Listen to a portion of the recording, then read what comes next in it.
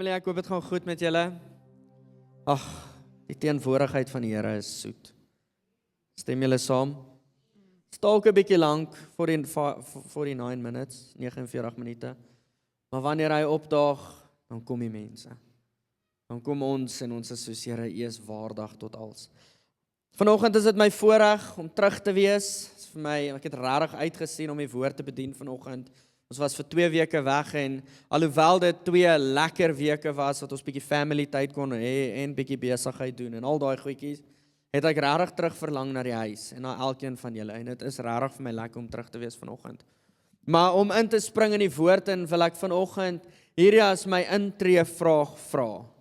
Hierdie is die titel van my boodskap. En as julle wil, julle kan op YouVersion gaan onder, jy gaan search events, Presence Church behoort heel bo te lê. As jou location anders gaan search Presence Church. Daar het ek al die skrif opgelaai wat ons gaan lees vanoggend. Maar hierso is die titel van my boodskap. Wie se huis is dit? So terwyl julle so 'n bietjie maal oor hom, kom ek gee julle 'n recap. Hierdie jaar is al 6 maande verby. Ja, dit is net wild. 6 maande van hierdie jaar is verby. Vir die eerste 6 maande van hierdie jaar het ons 'n paar goedjies aangespreek en alhoewel ons wens daar was soveel meer tyd gewees om dit aan te spreek, glo ek dat die Here het ons gelei, die Heilige Gees het dit so kom merk, hierdie is wat ons as huis moes aanspreek. Ons het die jaar begin met Psalm 132. Dawid wat sê, ek sal nie gaan rus nie, ek het 'n begeerte vir die koninkryk om te kom en ek sal enige prys betaal. Dawid leef hierdie lewe, ek wil 'n woonplek bou vir God. 'n plek waar hy wil kom. So hierdie jaar het ons gefokus, ons deel ons kwartale in 'n paar temas in. Ons het gefokus op fondasie. Wat is ons fondasie? Dis die Vader, die Seun en die Heilige Gees. Ons het sekere waarhede kom spreek en alhoewel ons 'n hele jaar lank net op die Vader kan spandeer en 'n hele jaar lank net op Jesus kan spandeer, net ons dit in 'n kwartaal ingedruk en ons het regtig die Heilige Gees vertrou om 'n soliede fondasie te kom lê. En dat hy nog steeds besig is om ons te onderrig in wie Jesus is.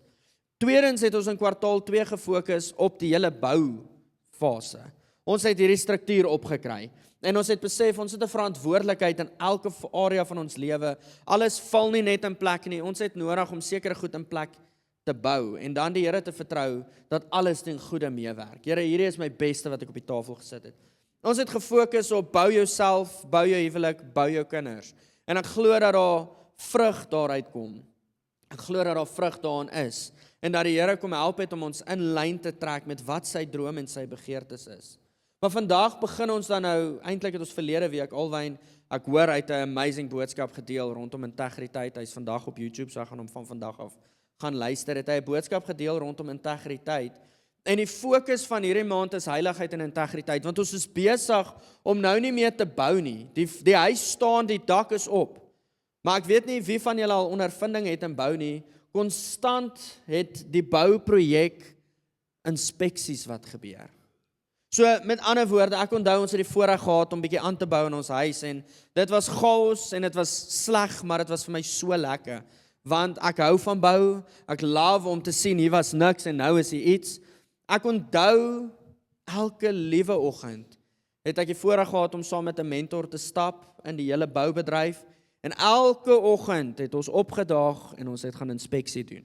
Hierdie muur, hierdie pleister, hierdie is nie reg nie, ons hou nie van hierdie, dis nie wat ons in gedagte gehad het nie, kom ons trek dit reg, voordat ons die hele huis afrond en dan sien, maar hierdie muur is skeef, pleks het ons om nou maar net reg uitgemaak. Jy sien, die intensie van 'n inspeksie is nie om die hele huis nou af te breek nie, die intensie van die inspeksie is om seker te maak dat ons dit deurtrek na die perfekte prentjie toe. So, hierdie is dan nou die boodskap van vandag. Hierdie huis staan, die mure is op, die fondasie glo ons is solied, maar nou is die vraag, wie se huis is dit? Want, kom ons probeer dit prakties maak. Dit kan my vrou se huis wees. Ons het 'n sekere smaak en 'n sekere styl wat ons deurdryf. En hierdie is wat ons wil sien. Of, dit kan so net sy huis wees, wat hierdie styl en hierdie smaak het. Of dit kan op Barry of Anthony en so kan ek aangaan. Sy huis wees en jy doen in jou huis wat jy voel dit tuis maak vir jou. Stem julle saam? Jy wil hierdie muur groen verf. Anders sê dalk vir jou jy's groen, jene, of rooi of pink of wat ook al. Dis jou huis. Doen dit. So nou is die vraag, hierdie huis staan, maar wie se huis is dit? So kom ek gaan gou na 'n praktiese voorbeeld toe. Meeste van ons het al iewers, was al iewers getroud. Die jong klomp, julle kom nog daarso. Maar ek het my trouring hierso. En die van julle wat trouringe het, jy kan hom dalk gou 'n bietjie bestudeer as jy wil. Ek het vir jou 'n vraag, wanneer het daardie ring waardevol geword? Was dit die 9 karaat goud of die 18 karaat goud? Is dit die wit goud, die rose goud, die geel goud? Was dit die silwer, was dit die titanium, was dit die tungsten? Was dit die hoeveelheid van diamante wat daarin is? Was dit die amatis wat daarin is? Was dit, ek ken nie eens die stene nie. Was dit die waarde van die ring? Die 2000 of die 5 of die 10 of die 40 of die 80? Wanneer het daai ring vir jou waardevol geraak? Ek is van mening, daai ring het vir my waardevol geraak die oomblik toe ek voor my vrou gestaan het en gesê het, ek behoort aan jou. Toe het daai ring vir my waardevol geraak. Ja, was hy 'n prys werd? Is dit, ja, daai goed is alles, wow, dit is amazing. Maar die waarde van daardie ring het gekom toe ek die belofte gemaak het, ek behoort aan jou. En wie van julle weet, ek het nie elke oggend 'n SMS nodig wat vir my sê, Willem, moenie met die ander girls flirt nie. Ek het nie elke dag 'n reminder nodig wat vir my sê, hier stap iemand voor jou verby, jene. Ek het nie daai reminder nodig nie, hoekom nie? Want ek weet ek behoort. Ek weet dat ek behoort, nie omdat ek 'n lys reëls gekry het en jy mag nie vir ander rooi koppe kyk nie. Of jy mag nie hierdie doen, of jy mag nie hierdie doen nie. Dit gebeur as gevolg van, ek weet ek behoort. En ek wil vanoggend die boodskap van heiligheid preek vanaf hierdie perspektief. Heiligheid preek. Want as ek vandag die vraag vra, wat beteken die woord vir jou? In 1 Petrus kom hy en hy sê, wees heilig want God is heilig. Wat beteken dit vir jou?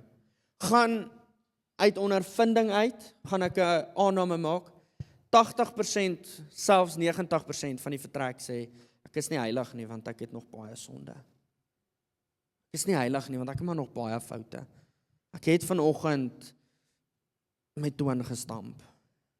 En ek het agtergekom dat dit wat van binne af uitgekom het, nog nie so mooi is nie. Ek is nie heilig nie, och Here, ek is nie goed genoeg vir U nie. Ek wil vir jou sê, die boodskap van heiligheid is nie die stel reëls nie. Die boodskap en die fondasie en die kern van heiligheid is die volgende. As jy notas neem, wil ek jou vra, skryf dit neer, want dit is kompleks. Die kern van die boodskap van heiligheid is behoort. Ek behoort aan iemand. Is julle almal met my met die voorbeeld? Jy sien, behoort het my gedrag verander. Omdat ek behoort, het my gedrag totaal en al verander. Omdat ek weet ek behoort aan my vrou, het ek geen begeerte om te flirt met die wêreld nie. Omdat ek weet ek behoort aan Andrea, en hierdie klink nou soos sy is my baas, dis juist die probleem, ons sien dit te veel as 'n verbaas. As 'n baas, maar ons sien dit te min as 'n verbond. Omdat ek weet ek het 'n verbond met hierdie vrou, ek behoort aan haar en sy behoort aan my, ons het 'n belofte gemaak, tot die dood ons skei, weet ek het geen begeerte om hierdie goed te gaan doen nie, want dit het my gedrag kom verander. So ek het 'n vloei van 3 gedeeltes vandag. Nommer 1 is behoort, nommer 2 is reflekteer en nommer 3 is leef. So ek gaan so 'n paar skrifgedeeltes aanhaal onder elkeen. Nommer 1 is heiligheid begin by behoort. Holiness, wees heilig want God is heilig, begin by ek is syne. My gedrag van hoe ek optree, begin nie as gevolg van 'n lys reëls nie, begin nie as gevolg van die 10 gebooie nie, dit begin as gevolg van ek is syne.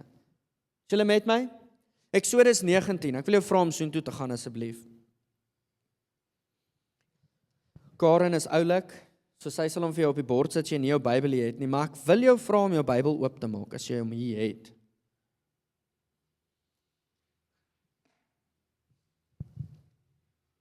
Eksodus 19 vanaf vers 4. Julle het self gesien wat ek aan die Egiptenare gedoen het, en dat ek julle op arensvlerke gedra het, en julle na my toe gebring het. Kom ons pause net gou. Julle het self gesien wat ek aan die Egiptenare gedoen het, en dat ek julle op arensvlerke gedra het, en na my toe gebring het. Wat is die konteks van hierdie skrif, voordat ons nou verder gaan? Die konteks van hierdie skrif is, God red die volk uit slawerny uit onder Farao. Okay, nou is hulle op pad, hulle is op hierdie journey, en toe ek gepreek het oor die Heilige Gees, veral inleiding tot Pinkster, het ek ook hierdie skrif gepreek. Hierdie was die oomblik, die moment, net voordat God vir Moses die wet gegee het. Net voordat God vir Moses die 10 gebooie gegee het, was hierdie die stelling wat God maak. Hy praat met Moses op die berg, en hy vra, okay, julle het gesien, ek het julle gered, ek het julle gedra, en hierdie is die belangrike deel, ek het julle na my toe gebring.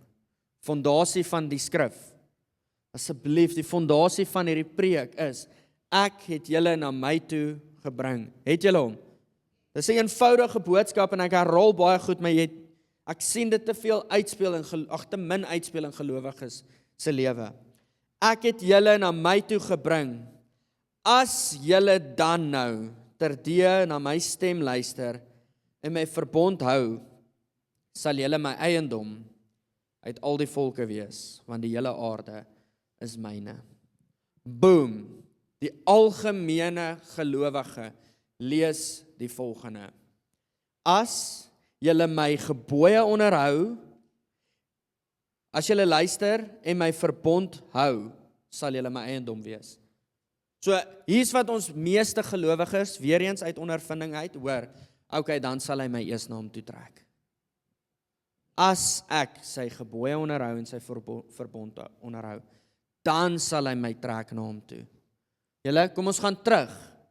Julle het gesien dat ek julle gered het, ek het julle op arensvlerke gedra, en ek het julle na my toe gebring. Het hy jou nie reeds na hom toe gebring nie? So die as wat volg, in die Engels if, then, therefore, is nie 'n kondisie, as jy hierdie doen, dan sal hy jou aanvaar nie, hy het jou reeds ingetrek. Julle, hierdie is kardinale belang vir gelowiges. Dan sê hy, as julle die volgende doen, dan, so my verbond onderhou, en na my stem luister, sal julle my eiendom uit al die volke wees, want die hele aarde is myne. As jy gaan kyk na die Engels dan nou, wat praat van treasured possession, en dan die Hebreëus wat segula is, beteken dit die volgende, as julle hierdie doen, dan sal julle die voorreg hê, you will enjoy the privilege of covenant intimacy.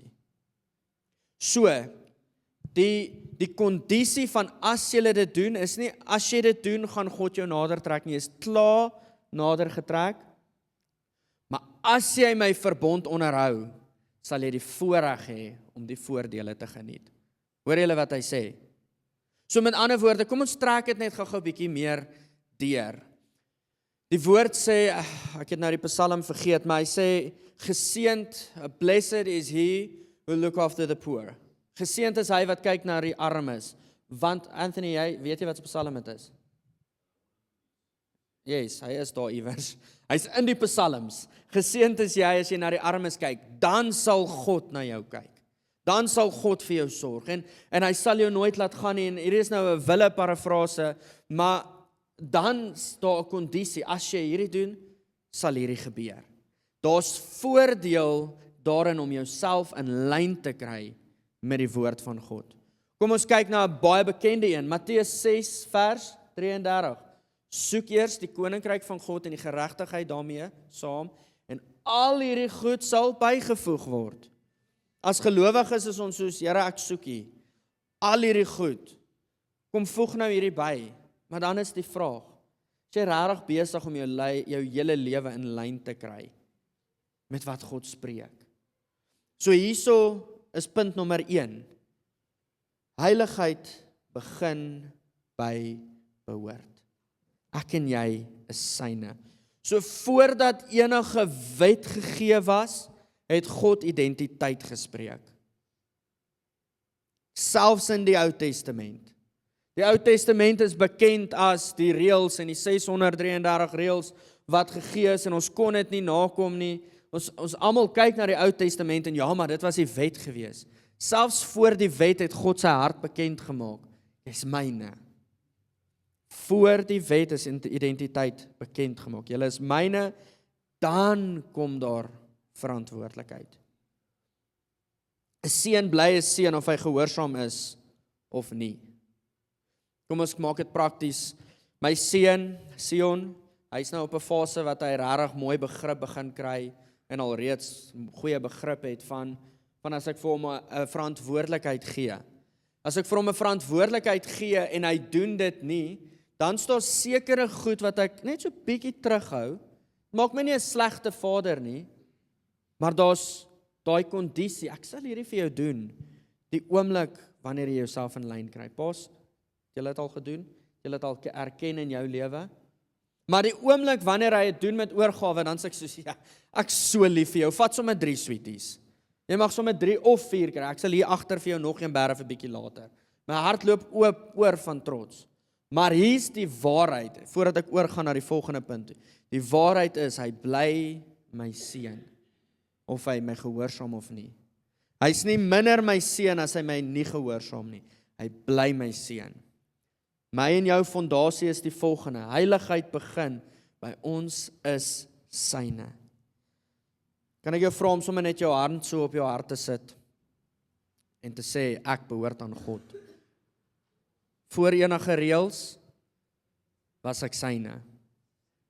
Maak dit vas asseblief. Want die belangrikheid van hierdie boodskap is die volgende. As jy sielkundig gaan kyk na die boodskap van heiligheid, kan hy 2 rigtings gaan. Of heiligheid is die stel reëls en dan skop my brein wat kompleks is in en hy sê vir jou, ag, jy gaan in elk geval nie hierdie reg doen nie, jy gaan in elk geval nie hierdie reg kry nie, jy gaan in elk geval weer eens nie goed genoeg wees nie, jy gaan in elk geval nie hierdie doen nie. So dan begin ons passief raak, want ons wil nie meer deelneem nie, want ons weet, ons gaan nie slaag daarin om sy aandag te kry nie.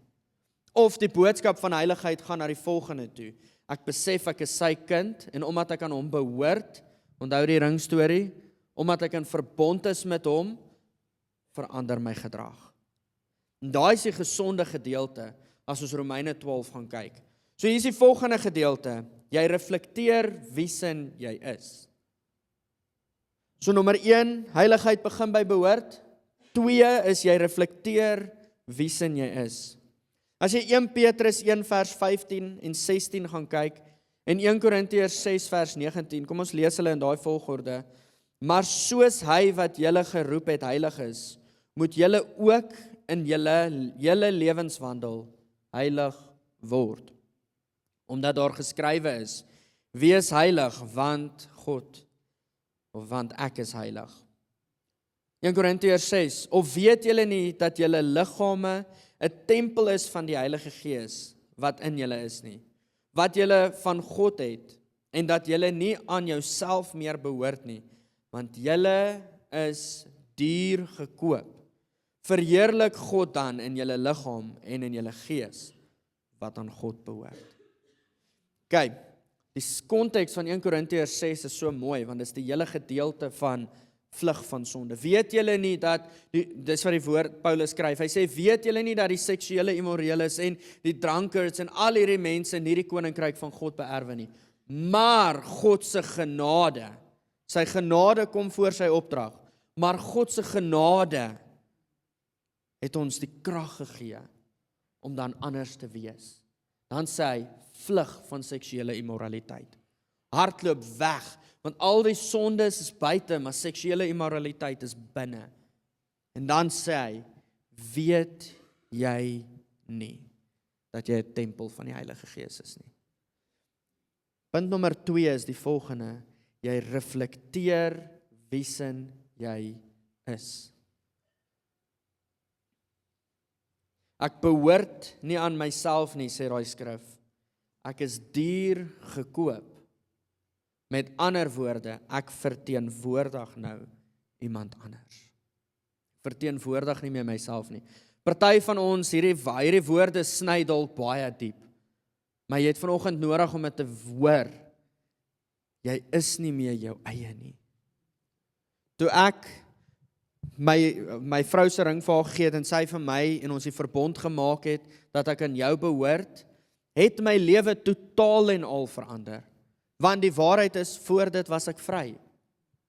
Voor dit kon ek doen wat ek wou. Ek het nie nodig gehad om toestemming te kry. Ek en die manne wil bietjie gaan golf speel, mag ek gaan golf speel nie. Ek het nie nodig gehad om XYZ te vra nie. My lewe het totaal en al verander na die tyd. Want ek reflekteer die persoon wiesin ek is. Ek wil daai persoon se belange op my hart dra. Kom ons dink gaan 'n polisieman. My pa was in die polisie gewees en ek het soveel respek vir alle polisiemanne. Ja, veral die wat regtig in integriteit opgetree het en in integriteit gestaan het. 'n Polisieman, of hy van diens af is of nie, as hy sy uniform aan het, is hy altyd op diens. En in vandag se tyd is dit hartseer, ons sien nie daai refleksie so mooi nie. Maar ek onthou as kind toe ek saam met my pa geloop het en al het hy afgeklok en ons hom gesmeek het, kan ons bietjie family tyd kry. As hy sy uniform aangehad het, was hy professioneel gewees. As hy sy uniform aangehad het, het hy die reëls gevolg en het hy gereflekteer die wat hom aangestel het. Was hy 'n goeie ambassadeur gewees van die polisie mag. Hy was altyd dan aan diens. Hier's die realiteit. As Christene het ons ongelukkig nie meer die voorreg om van diens af te wees nie. Ons het 'n nuwe uniform aan. Ons het 'n uniform aan wat ons koning in die hemel reflekteer. En dit kos ons 'n prys. Nie as gevolg van 'n stel reëls nie, maar as gevolg van ek behoort aan hom. Daardie rede verander ek myself. Kyk, hier is die derde een. So leef soos iemand wat behoort. Romeine 12, baie bekende gedeelte wat ek die laaste ruk baie mee deel, maar dit is net so 'n realiteit van vandag se tyd. Romeine 12 vers 1 tot 2. Ek vermaan julle dan, broers, by die ontferming van God, dat julle julle liggame stel as lewende, heilige en aan God 'n welgevalle offer. Dit is julle reddelike godsdiens. Hy kom gee nie 'n kondisie hierso van God sal jou aanvaar as jy hierdie offer bring nie. Jy's reeds aanvaar deur God. Jy het nodig om jouself konstant te herinner. Ek's reeds aanvaar. Maar Paulus as broer kom en hy sê, my broer, ek vermaan jou, ek roep jou, asseblief. Jy behoort aan iemand anders. Leef dan nou volgens daardie standaard. Leef dan met daardie uniform, leef as daai ambassadeur. My lewe is totaal en al anders. Hoekom? Want in Romeine is die volgende bekend. Ek's lief vir die boek van Romeine, is 'n mooi boek.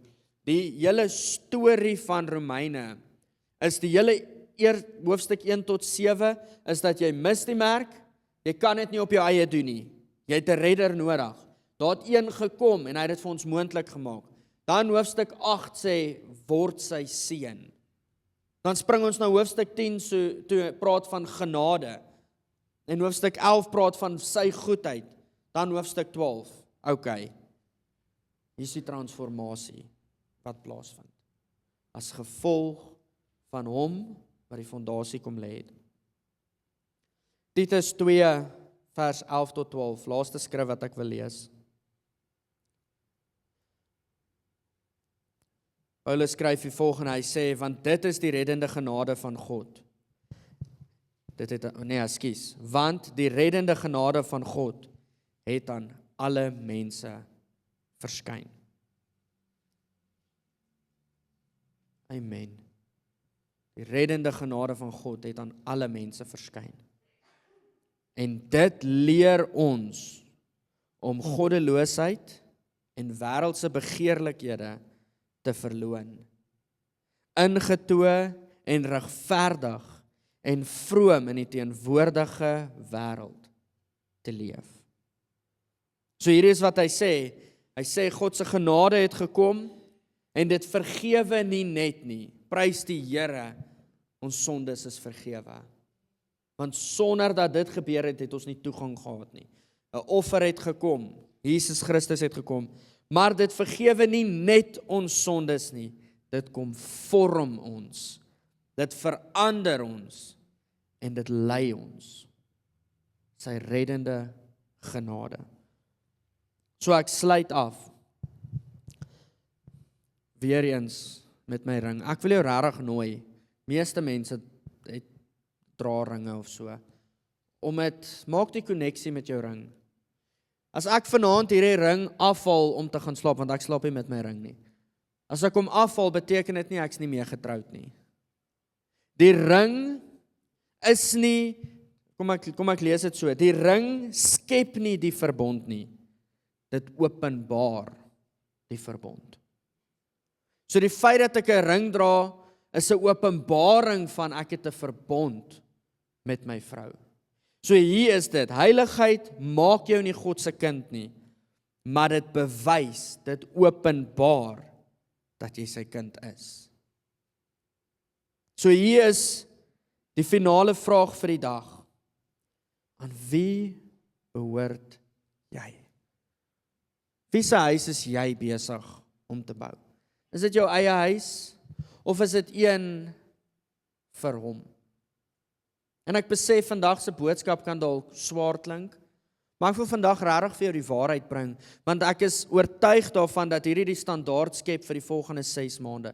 Vir die volgende 6 maande begin ons fokus op 'n koninkryk leefstyl. Begin ons fokus op, okay, jy's gered, okay, jy besef jy's 'n kind van God, wat nou?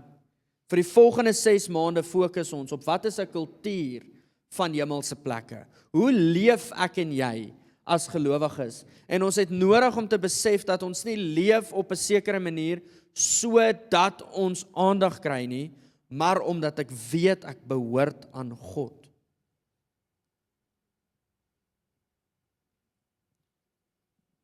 Ek voel ek wil eintlik nog so baie sê. Ek gaan dit vir nou daarso land. Aan wie behoort jy? Kan ek vir ons bid?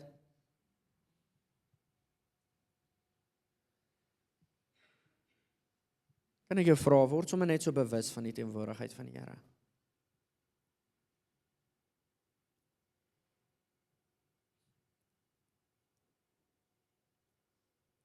Vandag is daar geen condemnation van my kant af nie. Onthou wat sê die woord. There is therefore no condemnation for those who are in Christ Jesus. Ek veroordeel niemand nie.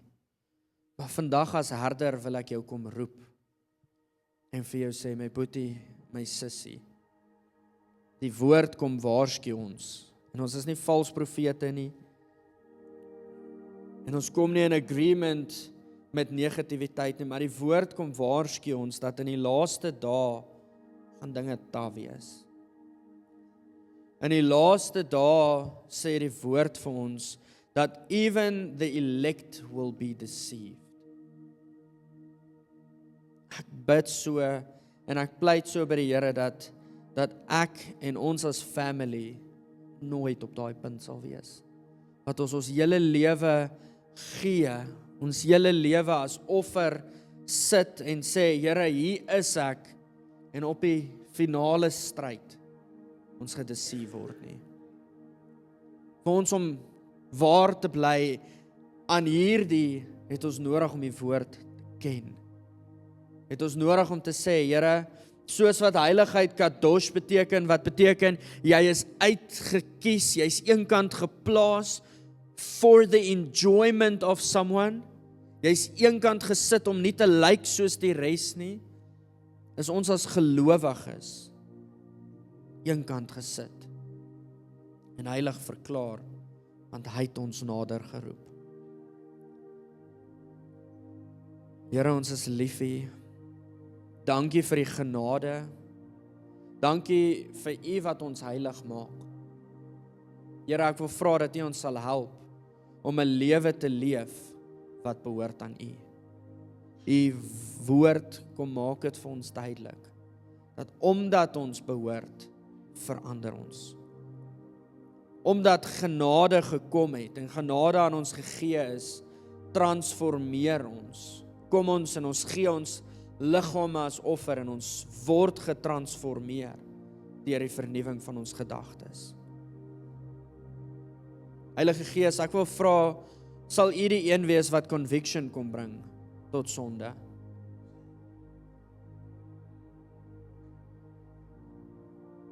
Ek bid vir elkeen wat ergens 'n houvas het.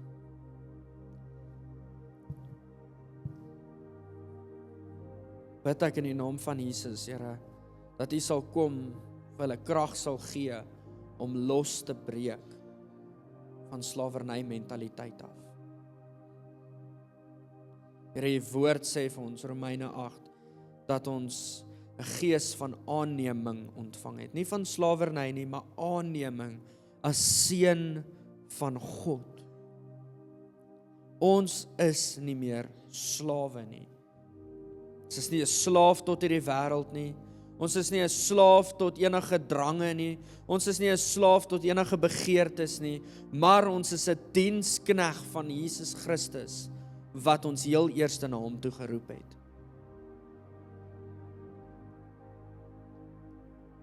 So terwyl ons in hierdie oomblik is, wil ek 'n geleentheid skep, en ek wil niemand forceer nie.